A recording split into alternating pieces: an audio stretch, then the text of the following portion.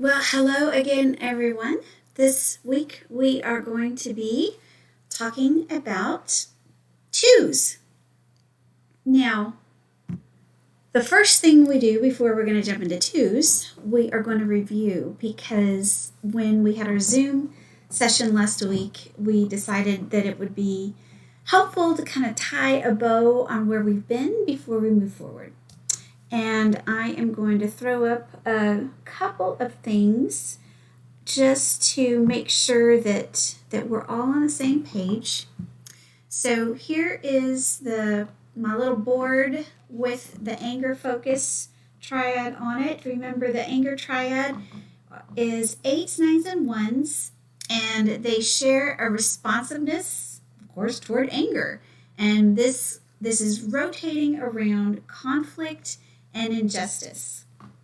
And if you recall, the 8s process anger outward. They are against you. They don't avoid conflict, and they remember will start an argument in an empty house. But they also, in terms of that idea of injustice, it is particularly in terms of the underdog. They want to make sure that this group that is being picked on, that their needs are met, which is really kind of ironic because if you recall, an unhealthy 8 tends to be a bully. So the healthier they are, the more they shift in their understanding of that idea of injustice and begin to seek out and nurture that underdog. So the 1s direct their anger inward. It is about themselves. Let me see if I can find that. All right, here it is. So this is where they direct their energy, so to speak. So on the 1s, they are concerned for their own imperfections. They've got that harsh inner critical voice that is against them in their mind, and their anger is internalized towards themselves in terms of the things that they are doing wrong. And they tend to respond to conflict, but it's in an indirect kind of way. So they notice the things that are wrong, and they have this desire to fix those things, but it kind of gets overwhelming at all the things that are wrong, all the people who aren't doing what they're supposed to be doing. So it just kind of feeds and fuels that anger, which is internalized. So it's this vicious cycle of seeing things that need to be fixed and wanting to do something, and yet not necessarily being able to. The interesting thing is that in terms of conflict, whereas an 8 does not fear conflict, a 1, it's not about fearing conflict, it's about being able to see and acknowledge that they might have a conflict. So if they are in an argument with someone, it's not like they're going to say, I am angry at you. They're going to be angry with themselves at having the issue with you. So it's a very internal war, internal battle that they fight, as opposed to the 8 being an external battle. Now, the peacemakers, remember, they are resistant to this emotion. They negate their anger. It doesn't exist. Anger? What anger? I'm not angry. Remember, they're very passive aggressive in if they do get upset with someone. And they try to calm conflict. If they are mature enough to be diplomatic and intervene and interact with other people, then they will do that. And remember, they try to maintain that inner sanctum in themselves. So the conflict that they are most concerned about is is keeping it outside of themselves. And they will merge with someone to prevent conflict, to go along, to get along, unless there is an injustice that is so intense, so big that they have to take right action to correct it, or else they won't have that peace within themselves. So there is an instance when a 9 will address a conflict head on, and that is when whatever the injustice is affects their inner sanctum and they have to make it right. All right. One thing I wanted to show you was their stress and security numbers. Now, what is going to be interesting is that all of the anger triads find their security in the heart triad, which is what we're going to start talking about today. So every single one of our anger triad, when they find peace and maturity and balance, they receive the best of the heart triad to incorporate and cooperate with their number in their approach to life.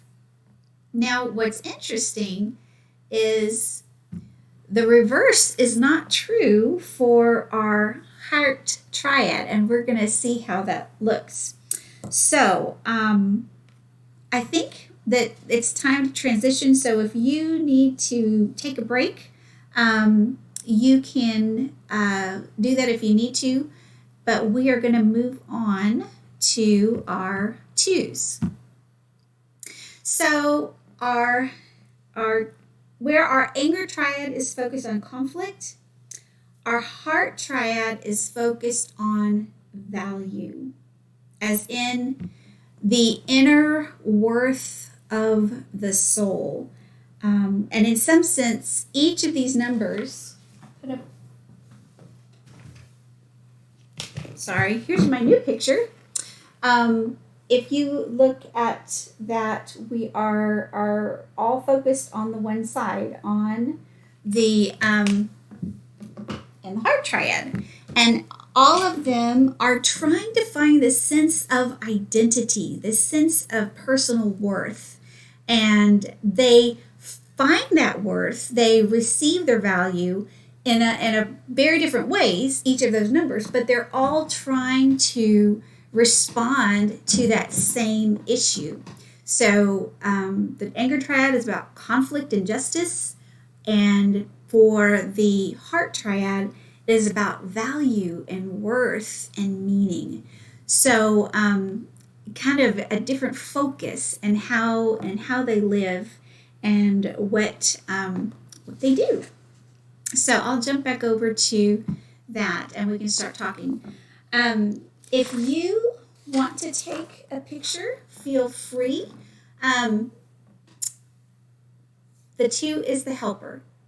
The quintessential mothering type. And women often get pigeonholed into being a 2 because so many of the 2 characteristics kind of meet that ideal beaver cleaver mom figure in terms of having everything done for the other person. Now, the code of the 2 is, let me help you so you can like me. Remember, they're trying to find their value. And the way a 2 finds their value is how they are interacting with another person. If the relationships that they have are such that they are getting responses and feedback and affirmation and thank yous and appreciation, then they have value. And they will continue that behavior in order to sustain their sense of self-worth.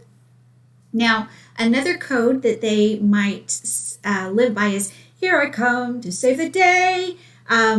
They think that they have what you need. Sometimes they do. Sometimes they can get in your head or your heart and know exactly what is needed to make your day or make things better or take a strain off. But it is very much their perspective. They think they know what you need. They think you need something. And they think that they are the ones to be able to offer whatever support, encouragement, problem solving, you name it, you fill in the blank, and they will take care of it for you. Now, the challenge with that is if someone believes that they have what you need or can fix your problem, the sin, the dark side of it too, is actually pride, because they consider themselves indispensable to you or your situation. And the ongoing work of a two is to ask the question, is this mine to do? Is this mine to do? Because rather than take on what someone else is carrying in order to fix or help so that you can feel like a real person, you have to remember you are a real person. You have value. You are good enough. And it's not about how much you are helping someone else, how much you want someone else to love you, or how much you're doing for that person so they will love you. You are not going to change your value in the sight of God, because your value in God's eyes was real before the foundation of the world. So let's talk then about that wounding message. So the wounding message that a two received at some point early on was that if you express your own needs or concerns, then you will be rejected. Something that you are saying, I need, will be pushed aside and devalued by someone in authority. So the message that they receive is, you adapt and meet my needs, or I will leave you. It's a terrible, terrible thing for a child to be basically told that their needs are not important, that the adults' needs are more important. And the fear of being rejected by a parent or authority figure is terrible for a two. So they will bend over backwards to remain secure and in relationship with that grown-up person. So they become people pleasers. As little kids, they are the ones that are the teacher's pet. They do anything for anyone. It is all about how they can earn their value and feel secure, because somewhere along the lines they were told, they internalized that their needs weren't important. It was all about someone else. And as long as they were taking care of someone else, they were going to get the feedback that they needed to be okay. So, of course, then, for them to grow in healing and transformation is, again, your needs matter. You are important. And you can have your feelings and wants and desires and express them without fear of rejection.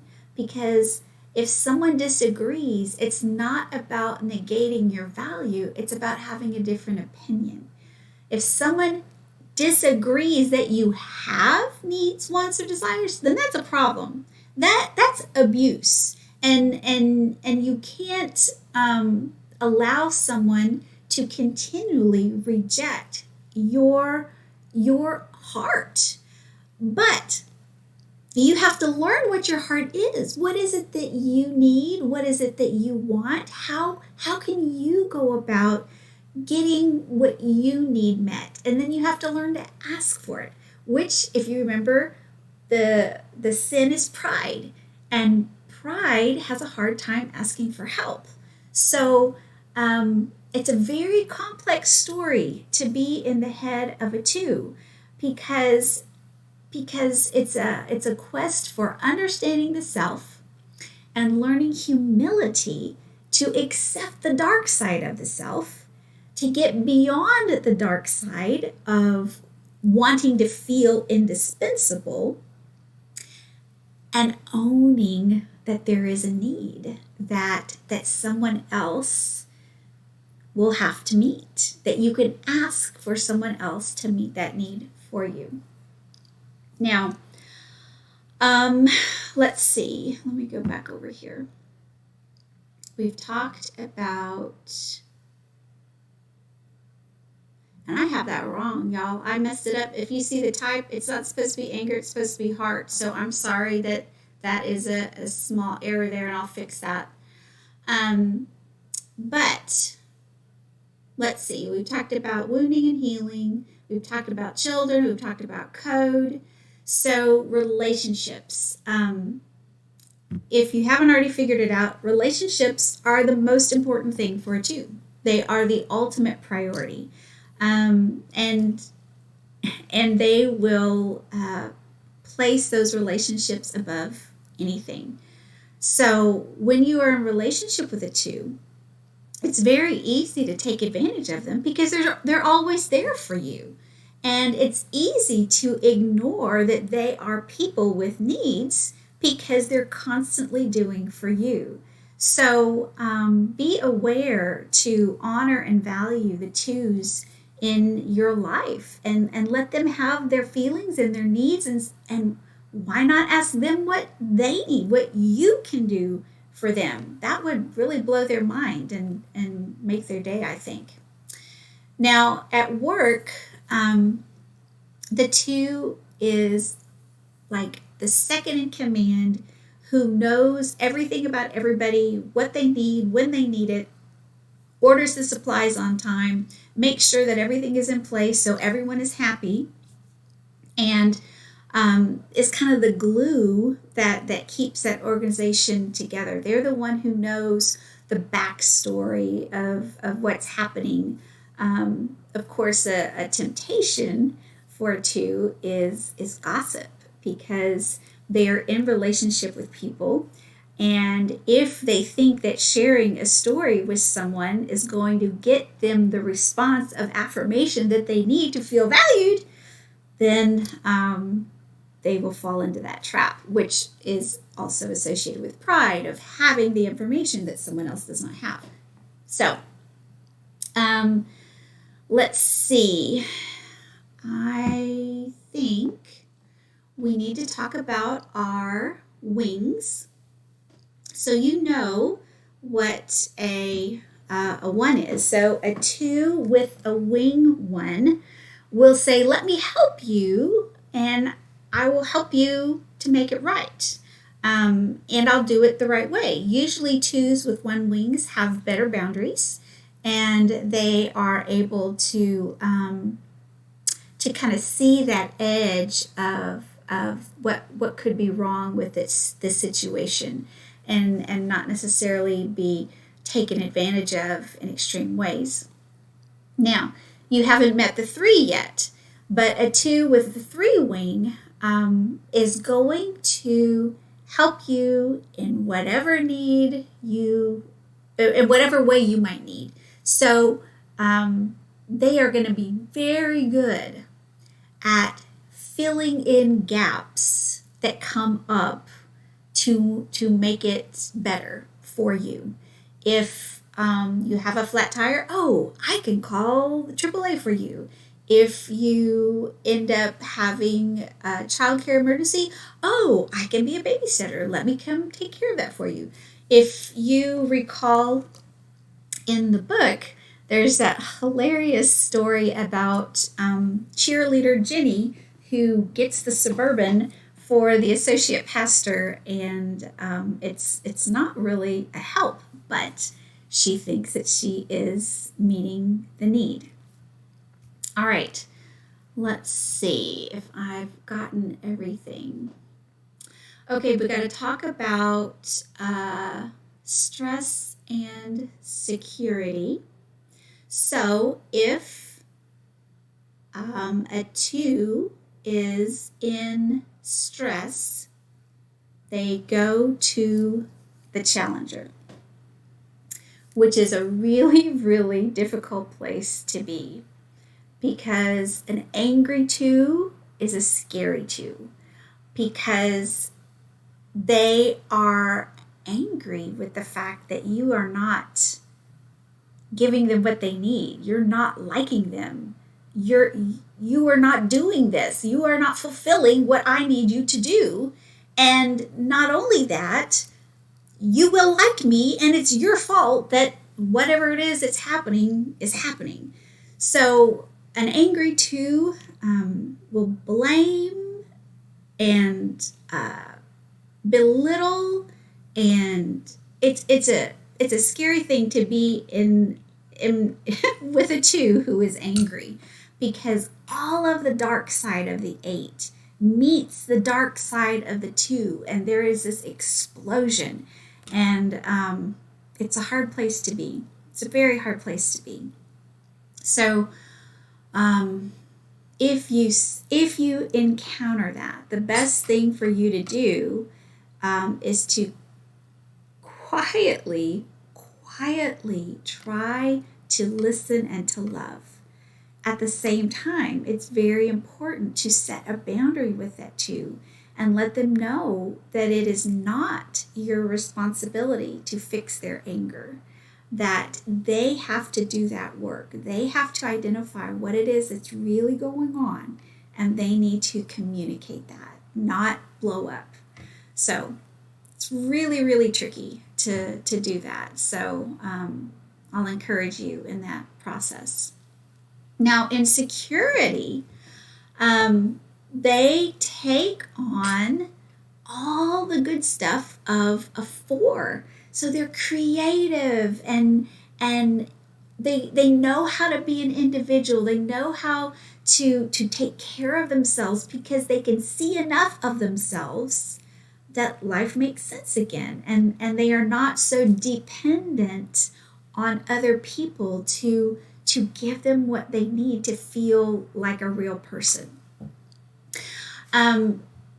So a couple of notes that I want to add is, remember that, and especially like if you meet someone for this first time and they seem very, very generous on the outside, you have to be aware that if you're dealing with a 2, remember there's level of health, and we're going to talk about more on the Zoom call. But if they are an unaware 2 and they are being generous, then there could be a reciprocal level of unspoken expectation for reciprocity. So, in other words, if you are meeting someone for the first time and they say, "Oh, I can help you with that," then somewhere down the line, there's going to be an expectation that you help them with whatever, but they may not communicate that. They just might get mad that you didn't do whatever it is that they think you should have done because they did the first thing for you. Yes, it's hard to follow sometimes, but they can manipulate the situation in order to get what they want, what they need. And again, it's all about value. So when they are seeking that affirmation from someone else, they are actually giving away power. They are letting someone else tell them who they are. And that's not okay. No one else can tell you who you are. God made you who you are. You have to know who you are. And that is the ongoing goal and challenge and work of it too, is to know yourself and love yourself, regardless of how someone else feels about you and what you've done, which is It's just work. Again, another thing that a 2 has to work on is saying no. No. I love that in the book it says no is a complete sentence. So that's something that being a 2, you have to work on, setting a boundary and knowing that if you do too much, you will burn out. And then you will be angry and resentful and manipulative, and it's not pretty. So be good to yourself and just say no. Don't take it on, because otherwise you're going to get grumpy about it. And why? You don't have to. Also, again, remember the whole pride issue that a 2 has to work on. You need to see if there is a need. Don't just assume that someone needs your help. And don't just assume that you know the answer. Be willing to be a sounding board without fixing or doing in order to meet that need. And that's really hard for a 2, to sit and listen and not try to solve the problem or make it better. So be aware of that. And then there is the idea of being a martyr. That if a 2 is unhealthy or under enough stress or in a difficult enough situation, they will climb up on the cross and say, "Look at everything that I have done for you, and you have rejected all of it, and I am bearing the burden of the universe because you have not seen what I have been doing." And they cut themselves off and stay on the cross and wait there until someone notices. And if someone doesn't notice, that's usually when they explode into an 8. So, oh goodness, it's hard. So, when hopefully, the more aware a 2 becomes, the more they understand when they're about to climb on the cross, and they understand that they need to establish reconnection with themselves. What is happening within me to make me feel this way? And why am I doing this for someone else? What is it that I need that is making me want to do this for someone else? Because ultimately, doing for someone else is substituting for the acknowledgement of your own personal need. I'm going to say that again. Doing for someone else is substituting the awareness and acknowledgement that you have your own needs. So, 2s have their psychological work cut out for them, but it is not impossible. It is not impossible. Every number, 8, 9, 1, 2, all the way around the Enneagram. The goal is to be able to see the dark side, accept that you are capable of it, and then move beyond it so that you learn what it is that is leading you to that dark side, so you can set a boundary and turn a corner and back away from it before things go too far. That is why we are studying the Enneagram, so that we can learn what do we need to avoid so that we can be our best selves. And being our best self is about interacting in grace with the other. And the more we learn about all the other numbers, the more we can be gracious with them and patient with them in their security and stress and needs and wounds and all of the rest. So I think that we have covered everything about it too. If you have a question, please email me, let me know. Not that I have all the answers by any means, but I'll see what I can do to research or help. And I look forward to our Zoom on Wednesday. That'll be at 7 o'clock. And if you have not registered for the class, you can still do that to get in on the Zoom if that's something that you would enjoy doing. And